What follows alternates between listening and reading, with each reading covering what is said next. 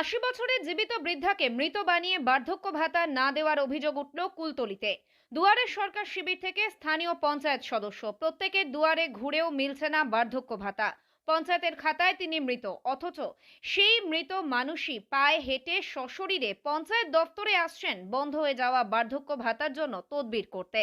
এমনই পরিস্থিতি কুলতলির কুন্দখালী গোদাবর পঞ্চায়েতের বালাহারানিয়া গ্রামের বাসিন্দা মন্দাদরি মিশ্রর। আমার পয়সা পাই না, কিসে? বার্ধক্য ভাতা। কেন পান না? বলে মরে গেছে, তার জন্য পঞ্চায়েতে গেলাম, যেতে বলে মরা মানুষ হেঁটে আসলো কী করে। এই কথা বলার পরে ফের যখন যাই বলে টাকা এলে পাবে, না হলে 4 বার জেরেস করে দিয়েছি, 4 বার ধরে ওই কথাই বলে। যাই কেঁদে কেঁদে চলে আসি, টাকা আর 1 বছর পাচ্ছি না। এই টাকা দিয়ে কি করেন? টাকা নিয়ে ওই হাত খরচা করি, খাই। তার মধ্যে অত্যাধিক অভাব হলে ছেলেরা দেয়, ছেলেদের তো কিছু নেই, খাটাখাটুনি করে চলে। টাকাটা বন্ধ করে দিয়েছে কতদিন হলো? 1 বছর, 1 বছর 1-2 মাস হয়ে গেল। কতটা অসুবিধা হচ্ছে? বহু অসুবিধা হচ্ছে জানো বাবা, ছেলেদের ম্যানেজ করে তো আমার দিতে পারে না, খুব অসুবিধা হচ্ছে। বৃদ্ধা মন্দাদরির বয়স ৮০ পেরিয়েছে। বেশ কয়েক বছর ধরে বার্ধক্য ভাতার 1000 টাকা করে পেতেন তিনি। সেই টাকা দিয়ে নানা খরচ সামলাতেন বৃদ্ধা। কানে কম শোনেন, ঠিকমতো চোখেও দেখতে পান না।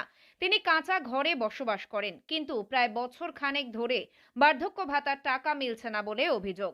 টাকা পেতে অসহায় বৃদ্ধা অনেকে দাঁড়ে দাঁড়ে ঘুরেছেন, কিন্তু কাজের কাজ হয়নি। শেষে মরিয়া হয়ে একদিন হাজির হয়ে যান পঞ্চায়েত দফতরে।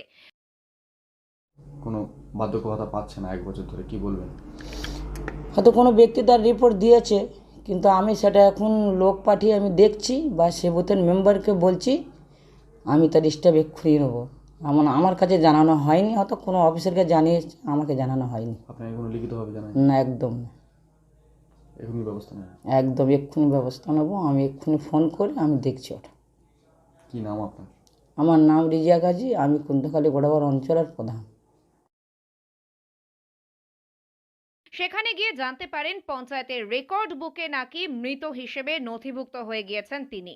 মৃত মন্দাদরি পায়ে হেঁটে পঞ্চায়েতে এসেছেন দেখে হাসাহাসি শুরু হয়ে যায় কর্মী আধিকারিকদের মধ্যে। অসহায় বৃদ্ধা বুঝতে পারেন না কি করবেন।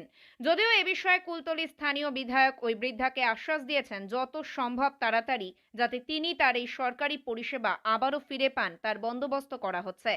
আপাতত অন্তহীন অপেক্ষা আর চোখের জলই সম্বল অশীতিপর বৃদ্ধার। দক্ষিণ 24 পরগনা থেকে সুমন সাহার রিপোর্ট, লোকাল 18 বাংলা।